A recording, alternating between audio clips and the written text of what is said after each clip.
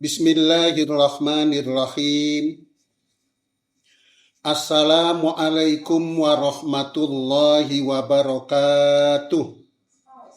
Alhamdulillah wassyukrulillah wassalatu wassalamu ala sayyidina Muhammadir Rasulillah salatan wa salaman daimaini bidawami mulkillah wa ala alihi wa sahbihi wa mawalah. Ashhadu an la ilaha illallah wahdahu la syarikalah wa ashhadu anna Muhammadan abduhu wa rasuluh. Rabbi shrah li sadri wa yassir li amri wahlul 'uqdatam min lisani yafqahu qauli, amma ba'du. Alhamdulillah, kami panjatkan puji syukur kehadirat Allah Subhanahu wa Ta'ala yang pada malam hari ini kita dalam keadaan sehat walafiat. Mudah-mudahan kesehatan dan keafiatan terus-menerus melimpah kepada kita, dibarengi kitanya bersyukur kepadanya sampai kita kembali menghadap kepadanya. Amin ya rabbal alamin. Topik yang akan dibahas adalah kreativitas hati dalam mengelola pikiran. Kreativitas hati dalam mengelola pikiran. Kalau kita mau menghidupkan kreativitas hati, maka yang dihidupkan itu berupa apa untuk mengelola pikiran kita. Kalau kita mau menghidupkan kreativitas hati, maka yang dihidupkan itu kreativitasnya apa-apa yang ada di hati. Apa yang ada di hati itu yang asli, bukan ada di hati dari bentukan luar, tapi yang asli yang ada di hati itu pertama adalah iman. Iman itu tempatnya di hati. Dan itu asli. Iman itu ada di hati dan asli, bukan bentukan dari luar.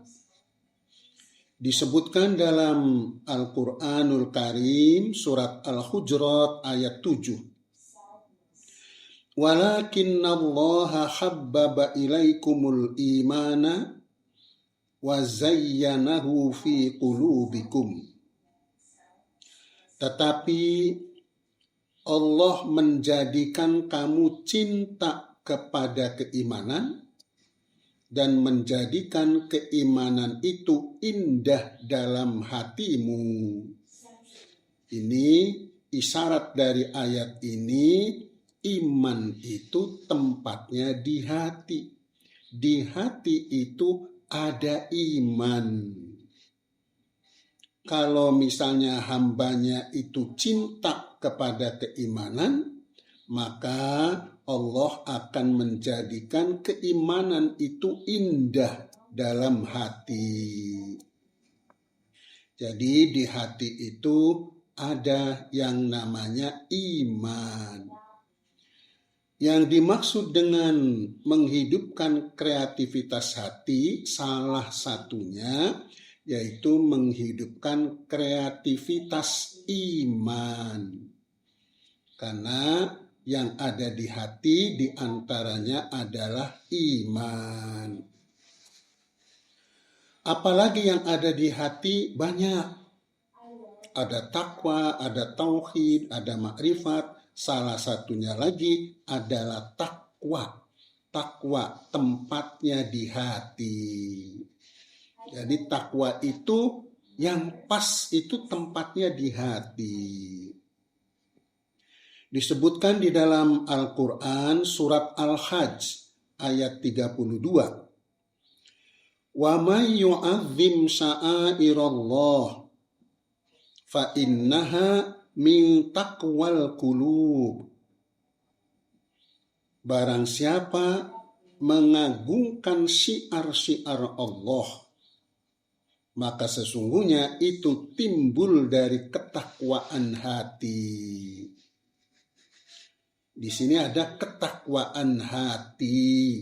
Ini menunjukkan takwa itu tempat aslinya di hati. Jadi di sini ada dua saja yang akan kita bahas, yaitu iman tempatnya di hati dan takwa tempatnya di hati. Iman dan takwa yang bertempat di hati ini masuk dalam kategori dunia batin. Ini masuk kategori dunia batin. Beda dengan tauhid, makrifat, juga tempatnya di hati. Tauhid tempatnya di hati bagian terdalam. Maka itu masuknya adalah wilayah dunia ruhani. Jadi kali ini kita akan membahas tentang dunia batin. Jadi menghidupkan kreativitas batin, menghidupkan kreativitas hati, berarti menghidupkan kreativitas iman dan takwa yang ada di hati, dihidupkan. Iman itu pada intinya apa? Iman itu bentuk realitasnya apa? Iman itu bentuk realitasnya adalah kesadaran di jalan yang benar menurut agama Allah. Jadi kesadaran di jalan yang benar menurut agama Allah. Kalau kita punya kesadaran di jalan yang benar, kesadaran yang benar di jalan Allah, maka itu kesadaran itu adalah iman. Jadi iman itu kesadaran di jalan yang benar. Kalau kita punya kesadaran yang benar menurut agama, kesadaran itu dari iman. Karena iman itu kesadaran di jalan yang benar. Ada orang menyimpang, sesat, suatu saat sadar bahwa dirinya sesat ini. Nah, itu kesadaran iman. Karena ada kesadaran baru yang berada di jalan yang benar. Jadi iman itu berupa kesadaran yang dibenarkan oleh agama Allah Subhanahu wa ta'ala. Kesadarannya itulah yang namanya iman. Yang kedua takwa. Takwa tempatnya di hati. Takwa itu bentuknya itu kekuatan. Takwa itu kekuatan akan ketaatan dan kepatuhan kepada Allah. Jadi takwa itu ada di kekuatannya. Kekuatan dalam mentaati Allah, mematuhi Allah, itulah takwa. Kalau iman adalah kesadaran, kalau takwa adalah kekuatan. Kekuatan akan ketaatan dan kepatuhan kepada Allah Subhanahu wa ta'ala. Jadi kita mulai dari menghidupkan kreativitas hati yang berupa menghidupkan kreativitas iman dalam mengelola pikiran kita, kreativitas imani dalam mengelola pikiran kita. Jadi di sini yang dihidupkan kreativitas imaninya dalam mengelola pikiran kita. Untuk memahami ini, pertama itu kita harus tahu dulu.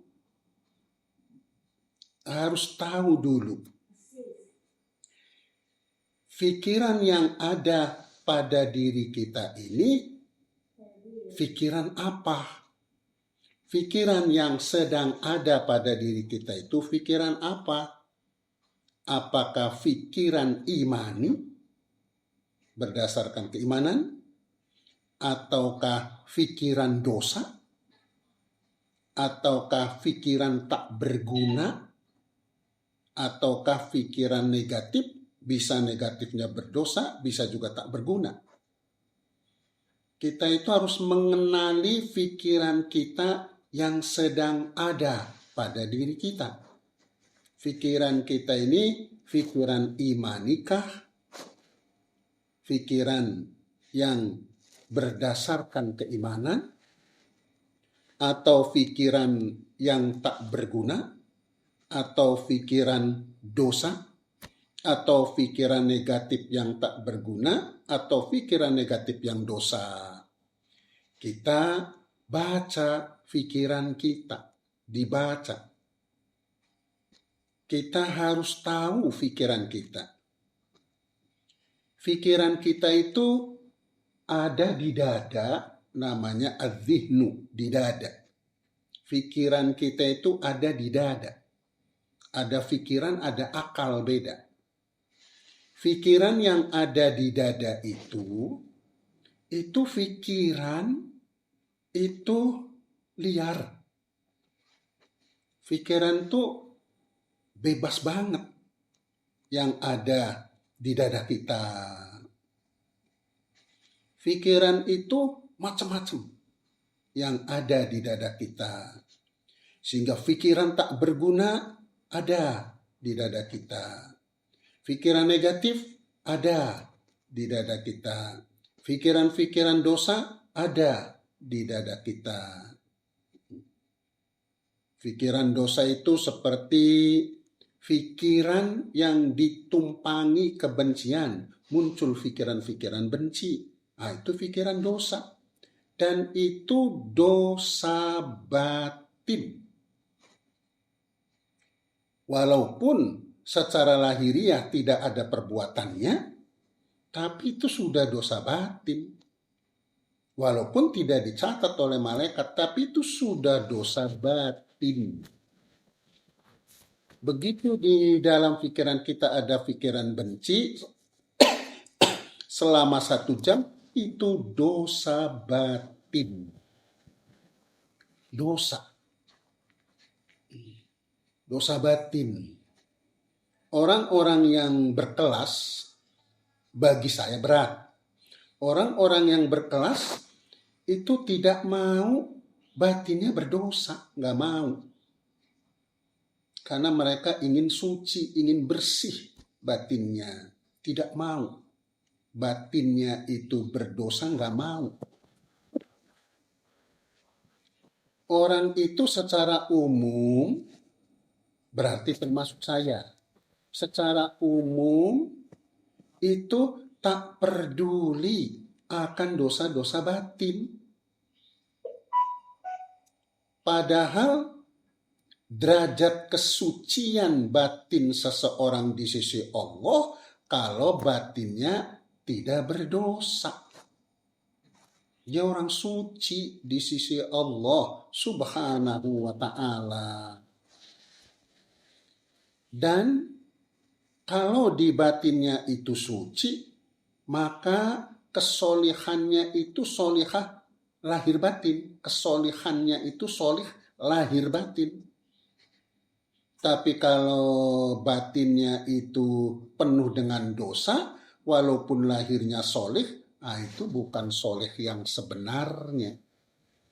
Solih yang sebenarnya adalah yang batinnya itu bersih, yang batinnya itu suci, dan itu mulia di sisi Allah Subhanahu wa ta'ala. Bahkan kemuliaannya itu yaitu sejak prosesnya sudah mulia di sisi Allah. Innallaha yuhibbut tawabina wa yuhibbul mutatahhirin. Dan Allah mencintai orang-orang yang menyucikan diri, menyucikan batinnya. Itu proses penyuciannya saja sudah dicintai oleh Allah Subhanahu wa ta'ala. Jadi khususnya buat diri saya, kalau bisa mari kita sama-sama sedikit demi sedikit, yaitu dosa-dosa pikiran itu yang termasuk dosa batin itu dikurangi. Jangan dibiarkan.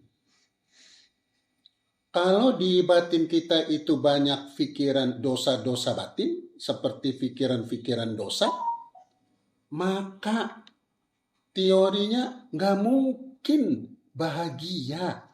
Nggak mungkin bahagia.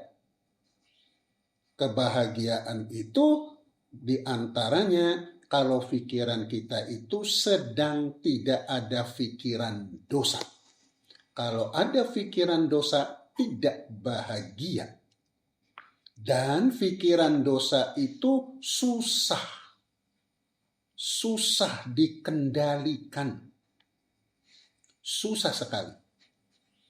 Tahu-tahu muncul pikiran dosa benci. Tahu-tahu muncul pikiran dosa dendam. Tahu-tahu muncul pikiran dosa iri. Tahu-tahu muncul pikiran dosa marah. Tahu-tahu muncul pikiran dosa pikiran kesal. Tahu-tahu muncul pikiran dosa yang tidak cocok dan seterusnya. Itu sudah automatically itu. Pikiran dosa itu bermunculan. Mungkin setiap hari itu bisa berulang-ulang.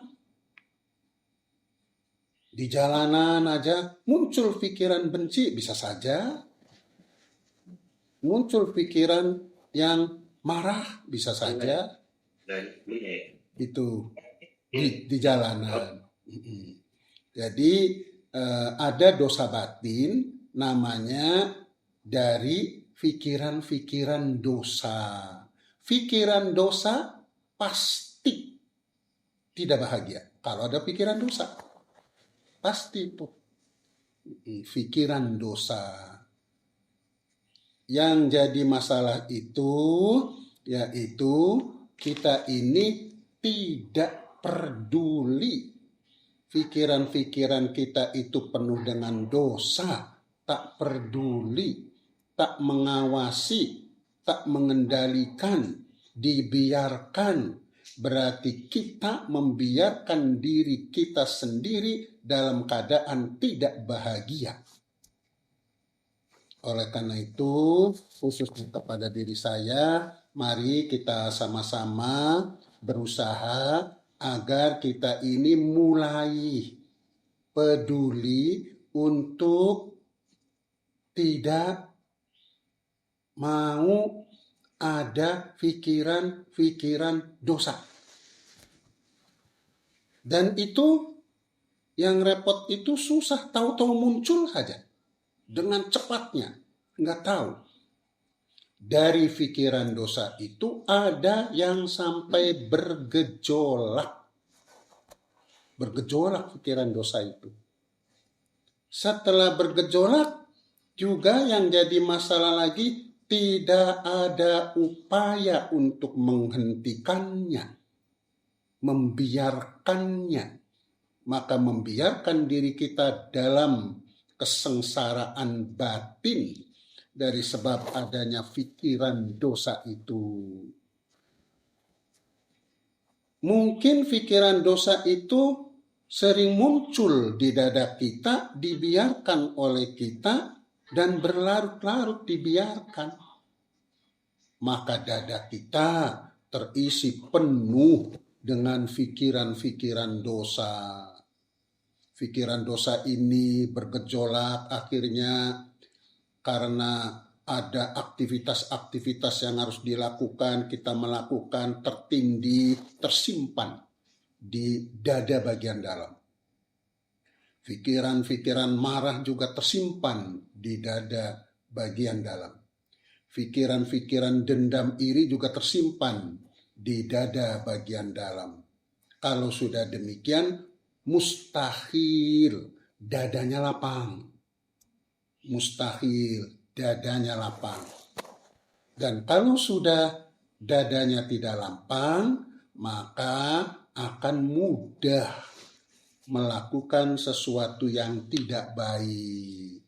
Mudah melampiaskan kemarahan, mudah melampiaskan kekesalan, mudah melampiaskan kebencian, dan seterusnya. Jadi kita ulangi bahwa khususnya pada diri saya, sebelum kita membahas menghidupkan kreativitas hati dalam mengelola pikiran, kita harus mengetahui terlebih dahulu pikiran kita ini sedang apa sekarang. Apakah pikiran kita adalah pikiran yang berguna? Apakah pikiran kita pikiran yang tidak berguna? Apakah pikiran kita adalah pikiran dosa? Mari kita kenali pikiran kita dalam menjalani kehidupan ini.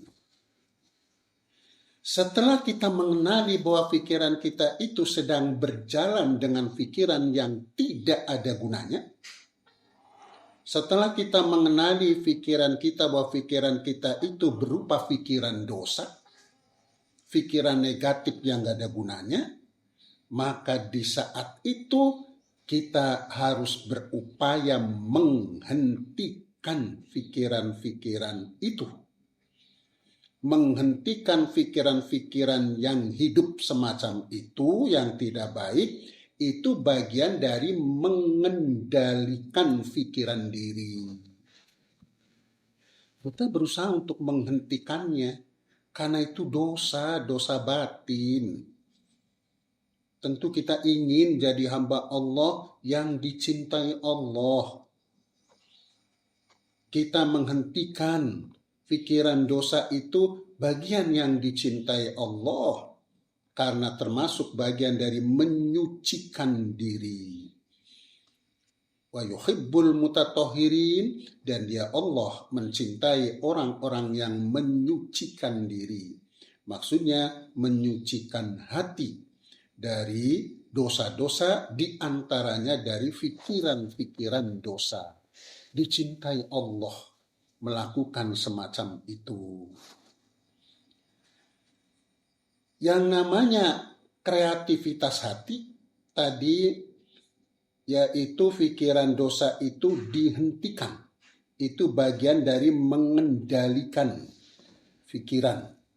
Itu dikendalikan itu, yaitu pikiran dosanya, pikiran tak ada gunanya dihentikan. Dan itu terus terang menurut saya teramat sangat sulit sekali. Bukan sulit, teramat sangat sulit sekali menghentikan pikiran marah, pikiran benci, pikiran gak cocok, pikiran dosa. Susah sekali, susah, luar biasa susahnya. Karena susah, maka bagaimana supaya pikiran-pikiran dosa itu, pikiran-pikiran tak berguna itu, pikiran-pikiran negatif itu berhenti? Yaitu dengan jalan menghidupkan kreativitas iman di dalam hati. Kalau menghidupkan iman saja susah. Harus menghidupkannya itu kreativitas imannya yang dihidupkan untuk mengendalikan pikiran-pikiran dosa, pikiran-pikiran tak berguna, pikiran-pikiran negatif. Apa yang dimaksud dengan menghidupkan kreativitas iman yang ada di hati? Yaitu pikiran-pikiran imani dari aneka macam sudut pandang dihidupkan semua. Kita mencari mana kira-kira dari sudut pikiran-pikiran imani yang bisa menghentikan pikiran-pikiran dosa itu. Dihidupkan semua. Kita ambil contoh. Ada orang itu orang miskin, kemudian kepengen kaya raya, dan dia jadi pejabat. Orang miskin pengen kaya raya, dia jadi pejabat.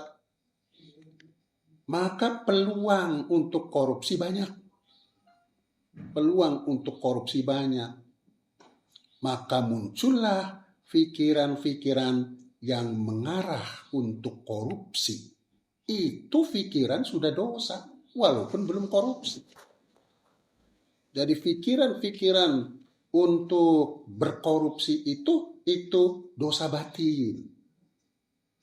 Setelah muncul pikiran-pikiran untuk berkorupsi, karena temannya juga yang satu kantor korupsi, teman sebelah kiri juga korupsi, teman depan juga korupsi, teman belakang juga korupsi, satu kantor, satu ruangan, maka muncullah, ya udahlah, kalau begitu saya korupsi saja. Mereka pada mewah-mewah hidupnya, kita tetap miskin-miskin saja. Muncullah namanya pikiran-pikiran dosa. Setelah muncul pikiran dosa semacam itu, dihentikan susah menghentikan pikiran dosa itu. Setelah susah, maka kreativitas iman di dalam hati itu dimunculkan. Yang namanya kreativitas imani itu segala macam bentuk sisi dari keimanan itu dimunculkan untuk menghentikan pikiran yang mengarah kepada korupsi. Misalnya yang namanya iman itu ada iman kepada Allah, iman kepada kitab suci, iman kepada Rasul, iman pada hari akhir, iman pada qada dan qadar. Nah, itu iman. Dalam rukun iman yang keenam. Maka dimunculkan iman, misalnya iman kepada Rasulullah Shallallahu Alaihi Wasallam, dimunculkan iman kepada Rasul. Apa iman kepada Rasul dimunculkan? Kata Nabi, kalau makanannya haram, minumannya haram, pakaiannya haram, maka Allah tidak mau mendengar doanya. Dia berdoa apa saja Allah tidak mau mendengar. Allah tidak memperdulikan doa dia. Nah, itu salah satu bentuk dari sisi iman. Iman kepada Nabi besar Muhammad SAW. Kata Nabi, kalau aku korupsi, nanti makananku itu haram, minumanku itu haram, pakaianku itu haram, doaku tidak diperdulikan oleh Allah. Setelah dimunculkan bentuk keimanan semacam itu, apakah kemauan korupsi masih mau? Kalau masih mau, cari lagi bentuk keimanan yang lain. Itu yang namanya menghidupkan kreativitas imani yang ada di hati. Apa cari bentuk lain? Cari bentuk lain, kata Nabi, kalau makanannya haram, minumannya haram, pakaiannya haram, sholatnya nggak diterima oleh Allah Subhanahu wa Ta'ala. Zikirnya nggak diterima oleh Allah Subhanahu wa Ta'ala. Bacaan Qur'annya nggak diterima oleh Allah Subhanahu wa Ta'ala. Sodakohnya nggak diterima, orang uangnya haram. Dimunculkan hal semacam itu, Setelah dimunculkan pikiran-pikiran imani semacam itu, masih saja kemauannya itu kuat untuk korupsi, dimunculkan kembali pikiran iman bentuk lain. Kalau seandainya kita ini korupsi, maka kita ini punya dosa kepada manusianya seluruh rakyat Indonesia.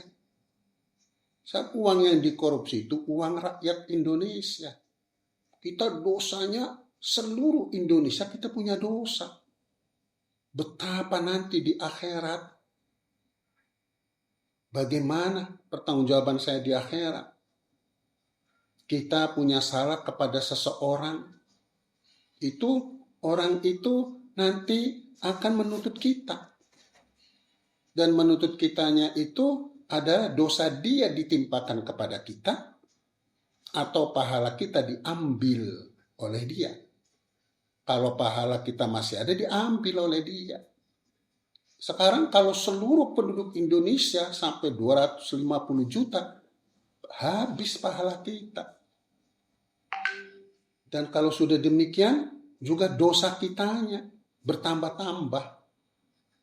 Di samping itu juga amalnya nggak diterima dan sebagainya. Dimunculkan pikiran-pikiran imani dalam bentuk lain.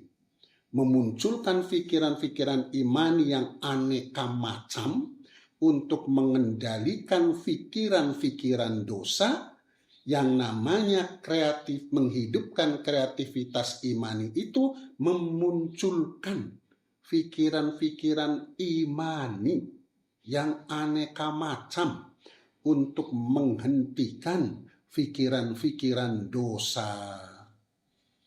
Jadi itulah yang namanya menghidupkan kreativitas imani.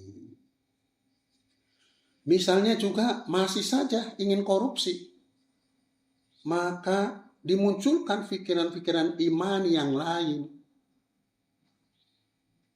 Pikiran iman yang lainnya terkait dengan iman tentang kehidupan akhirat.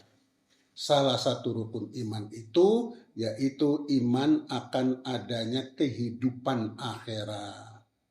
Yaitu adanya surga, adanya neraka, adanya pengadilan Allah. Kita iman akan itu semua. Dimunculkan kalau aku berkorupsi pasti neraka. Sudah gak ada yang lain. Dan susah minta maaf ke seluruh Indonesia kalau kita korupsi. Gak bakalan dimaaf. Kita rakyat sudah pada kesal semua tentang korupsi itu. Susah dimaafnya. Dan di seluruh Indonesia. Maka pasti neraka. Dimunculkan nerakanya. Ternyata masih saja ingin berkorupsi, dimunculkan lagi dalam bentuk lain. Nanti di akhirat akan diadili oleh Allah Subhanahu wa Ta'ala. Pengadilan Allah itu termasuk uang yang dia dapatkan dari mana? Bagaimana pertanggungjawaban saya di hadapan Allah kelak kalau saya korupsi? Bagaimana nanti akan disalahkan oleh Allah Subhanahu wa Ta'ala? Dimunculkan. Nah, memunculkan aneka macam bentuk-bentuk keimanan untuk menghentikan pikiran-pikiran dosa, pikiran-pikiran tak berguna, itulah yang namanya menghidupkan kreativitas hati dalam mengendalikan pikiran kita. Itu contohnya semacam itu. Jadi jangan sampai tidak kreatif. Jangan sampai cuma satu hal aja. Jangan sampai mau korupsi, oh itu haram, titik. Wah, itu kemauan korupsinya belum tentu berhenti. Terus saja berbagai macam sudut pandang keimanan dimunculkan untuk menghentikan adanya pikiran-pikiran yang mengarah mau korupsi, misalnya begitu. Itu yang namanya kreativitas hati dalam mengendalikan pikiran kita. Mari kita renungi bersama, apakah kita ini pernah menghidupkan kreativitas iman yang ada di hati dalam mengendalikan kemauan-kemauan pikiran yang mengarah kepada dosa. Jadi memang demikian diantaranya. Tetapi yang pertama kali kita itu dituntut untuk mengenali pikiran kita yang sekarang ini pikiran apa. Kalau pikiran dosa, hentikan. Kalau pikiran tak berguna, hentikan. Kalau pikiran negatif, hentikan. Yang harus dihidupkan adalah pikiran-pikiran keimanan dan pikiran-pikiran ketakwaan. Yang kedua, yang ada di dalam hati adalah takwa. Yang ada di dalam hati itu adalah takwa. Takwa itu kekuatan. Jadi kalau bicara takwa adalah bicara kekuatan. Kalau bicara iman adalah bicara kesadaran. Kita sadar punya pikiran dosa, kita mau menghentikannya. Bagaimana cara menghentikannya? Dimunculkan pikiran-pikiran imani dari aneka macam. Kesimpulannya cuma yang kedua adalah takwa, kreativitas takwa. Kalau sebut takwa, fokusnya itu di kekuatan dalam ketaatan dan kepatuhan kepada Allah Subhanahu wa Ta'ala. Jadi adanya di kekuatan. Bicaranya itu bicara kekuatan dalam ketaatan dan kepatuhan kepada Allah Subhanahu wa Ta'ala. Maka kalau hubungannya dengan takwa, kita ini mari kita baca pikiran-pikiran kita ini yang membuat kita ini terus-menerus lemah untuk melakukan ketaatan dan kepatuhan kepada Allah. Jadi kita harus tahu pikiran-pikiran kita yang membuat kita ini lemah dalam ketaatan dan kepatuhan kepada Allah. Kita ini bisa jadi punya pikiran-pikiran yang membuat lemah untuk ketaatan dan kepatuhan kepada Allah tidak disadari oleh kita. Bahkan dipupuk oleh kita. Bahkan didukung oleh kita. Nah itu pikiran semacam itu harus dikendalikan. Sebab akan melemahkan kekuatan untuk taat dan patuh kepada Allah. Namanya ketakwaannya melemah oleh pikirannya sendiri. Ketakwaannya melemah oleh pikirannya sendiri. Misalnya yang tentunya bagi saya juga susah. Tentunya kita semua ini barangkali, ini sih barangkali, nggak tahu barangkali. Barangkali itu hati kita itu punya pikiran, begitu datang waktu sholat,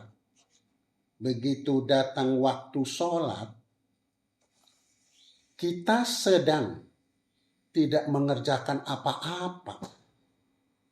Kita tidak sedang ibadah. Kita tidak sedang melakukan kewajiban apa-apa. Kita lagi menganggur. Begitu kita lagi menganggur, datang waktu sholat, muncul pikiran. Entar saja sholatnya, waktunya kan masih lama. Misalnya sholat duhur antar saja, sholat duhurnya waktunya kan masih lama. Sampai asar, sampai setengah 3 masih boleh. Itu ada pikiran itu. Pikiran semacam itu pikiran yang melemahkan kekuatan untuk taat dan patuh kepada Allah Subhanahu wa Ta'ala. Itu dari pikiran itu. Yang jadi problem itu, pikiran semacam itu muncul, oleh kita dibiarkan saja. Dan oleh kita tidak ada upaya untuk tidak pakai pikiran itu. Pikiran itu dipakai terus. Padahal itu akan melemahkan ketakwaan kita. Melemahkan kekuatan dalam ketaatan dan kepatuhan kepada Allah. Kadang-kadang kita tidak memikirkan bahwa ini takwa kita bisa turun nih. Karena kekuatan untuk taat dan patuh pada Allahnya dilemahkan oleh pikirannya sendiri. Dilemahkan oleh pikirannya sendiri. Jadi kita tahapan pertamanya itu harus tahu itu dulu. Pikiran-pikiran yang melemahkan kekuatan untuk taat dan patuh kepada Allah Subhanahu wa Ta'ala, pikiran semacam itu jangan diiyakan oleh hati kita. Jangan dibenarkan oleh hati kita. Ini yang jadi masalah adalah berdasarkan fikih. Dalam ilmu fikih, ya sholat duhur 2:30 nggak apa-apa, sah. Ini sah, nggak apa-apa, nggak dosa. Kalau kita mengerjakan sholat duhur 2:30 nggak dosa. Memang nggak dosa memang. Tapi masalahnya di sini ada pikiran-pikiran yang melemahkan kekuatan untuk taat dan patuh kepada Allah berupa penundaan karena nantinya toh 2:30 juga nggak apa-apa. Nah itu, jadi pikiran-pikiran semacam ini itu sebaiknya dihentikan karena akan melemahkan ketakwaan kepada Allah Subhanahu wa Ta'ala, melemahkan kekuatan untuk taat dan patuh kepada Allah Subhanahu wa Ta'ala. Jadi kita memahami dulu pikiran-pikiran yang melemahkan ketakwaan kepada Allah Subhanahu wa Ta'ala. Misalnya juga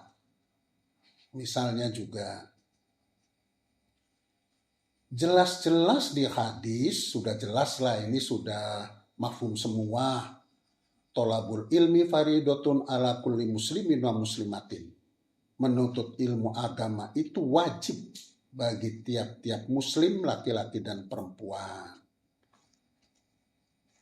Jadi menuntut ilmu agama itu fardu ain. Tiap-tiap diri wajib. Tiap-tiap diri wajib. Menuntut ilmu agama itu tiap-tiap diri wajib. Orang misalnya 1 tahun gak pernah nuntut ilmu agama, itu dosa 1 tahun. Dosa 1 tahun. Karena dia gak pernah nuntut ilmu agama, itu wajib. Fardhu ain.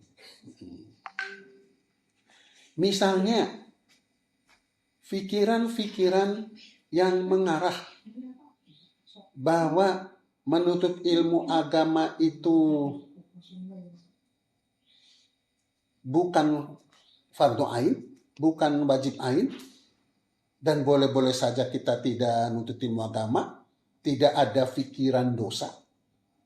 Kita tidak menuntut ilmu agama dan kita tidak ada pikiran dosa. Pikiran dosa. Kita main 1 tahun nggak nuntut ilmu agama dan kita tidak punya pikiran dosa. Nah, tidak adanya pikiran dosa dalam diri kita, tidak menuntut ilmu agama 1 tahun, itu melemahkan melemahkan akan ketaatan dan kepatuhan kepada Allah. Lemah nanti taat dan patuh kepada Allah itu dari pikirannya nggak ada pikiran dosa. Saya kira kalau hadirat jelas enggak. Ini sekedar pengetahuan.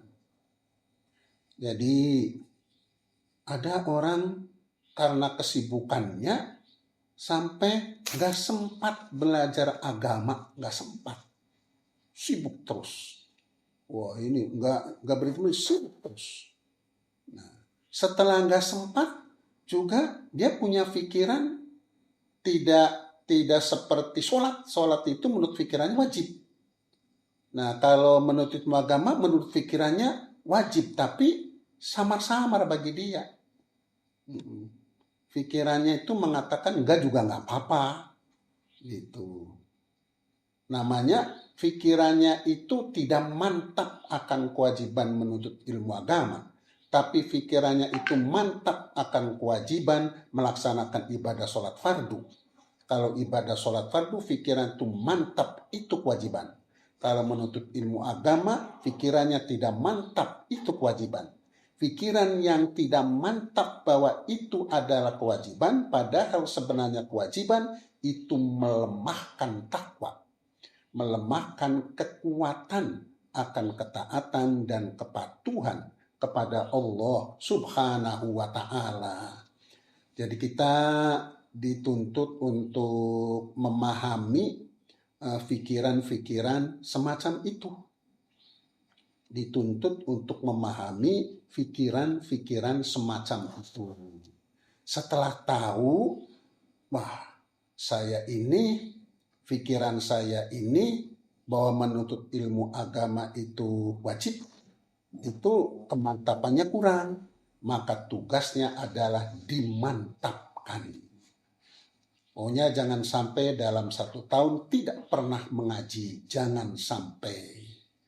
Sebab itu jelas dosa dalam 1 tahun itu. Ya, jadi di sini sih sebenarnya ada pada pikirannya mantap tidak bahwa itu adalah kewajiban. Pikiran yang tidak mantap bahwa suatu kewajiban itu bukan kewajiban banyak sekali. Bahkan pikirannya lalai. Pikiran yang lalai bahwa itu adalah suatu kewajiban itu banyak, dan itu akan melemahkan kekuatan untuk taat dan patuh kepada Allah. Begitu datang tamu itu pikirannya lalai bahwa menghormati tamu itu kewajiban, pikirannya lalai dan lalai terus menerus. Kadang-kadang sudah lalai terus menerus tidak diinget-ingetin oleh diri kita. Sehingga setiap ada tamu, tidak ada panggilan dari hatinya melaksanakan kewajiban menghormati tamu. Tidak ada. Karena pikirannya lalai bahwa itu adalah kewajiban. Pikiran yang lalai bahwa itu adalah kewajiban, padahal sebenarnya itu adalah kewajiban, dibiarkan oleh kita sampai lalai terus-menerus, itu melemahkan akan ketaatan dan kepatuhan kepada Allah, itu melemahkan takwa kepada Allah Subhanahu wa Ta'ala.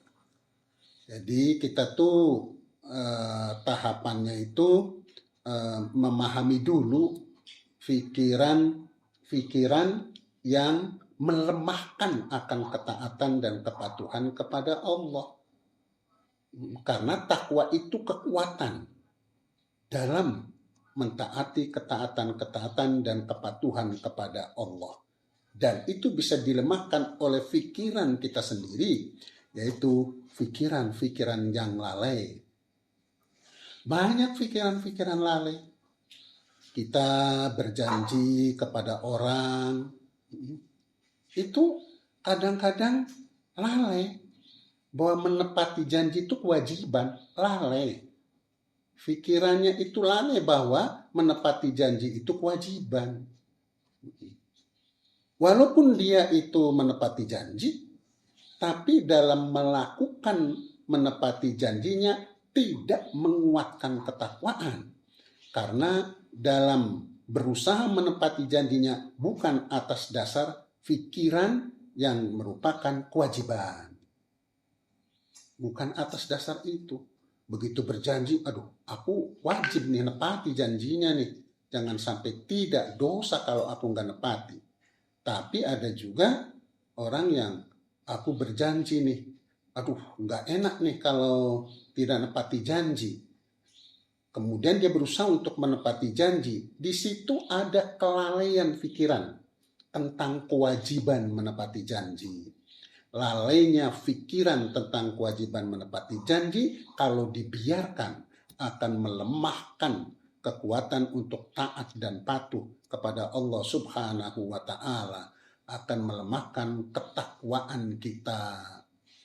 Jadi sekali lagi yang harus kita pahami terlebih dahulu yaitu mengenali pikiran-pikiran kita yang melemahkan kekuatan untuk taat dan patuh kepada Allah. Sudah kenal, wah ini melemahkan untuk taat dan patuh kepada Allah, maka tentu kita tidak mau mengikuti pikiran itu. Kita harus mengendalikan pikiran tersebut sehingga pikirannya mengarah kepada menguatkan kekuatan untuk taat dan patuh kepada Allah Subhanahu wa Ta'ala. Jadi tentang kreativitas takwa masih belum, karena kita harus dituntut mengenali terlebih dahulu pikiran-pikiran yang melemahkan takwa. Karena banyak sekali pikiran-pikiran yang melemahkan takwa. Kenali terlebih dahulu. Sebagaimana tadi disebutkan Pak Nino, yaitu ternyata kita ini berarti termasuk saya juga, yaitu masih banyak belum mengenali pikiran-pikiran imani dan juga barangkali masih banyak belum mengenali pikiran-pikiran yang melemahkan takwa. Kita kenali dulu, kita baca pikiran kita. Itulah hadirin hadirat mengenai kreativitas hati dalam mengendalikan pikiran. Saya kira cukup sekian saja dulu. Terima kasih atas kehadirannya semua. Kurang lebihnya mohon maaf lahir dan batin. Wallahul muwafiq ila aqwamit thoriq. Wassalamualaikum warahmatullahi wabarakatuh.